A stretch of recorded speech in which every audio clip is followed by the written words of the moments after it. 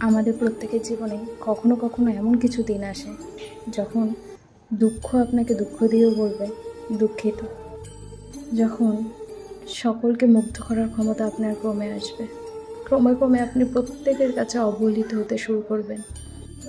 যে রাত্রি আপনার অনায়াসেই কেটে যেত, সেই রাত্রি আপনার একটি যন্ত্রণাময় রাত হয়ে বুকে চেপে থাকতে শুরু করবে।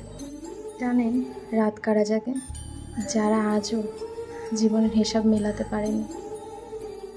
যাই হোক, জীবনে এমন একটি সময় আসবে যখন আপনি বিষ পান না করেও বিষের স্বাদ পেয়ে যাবেন।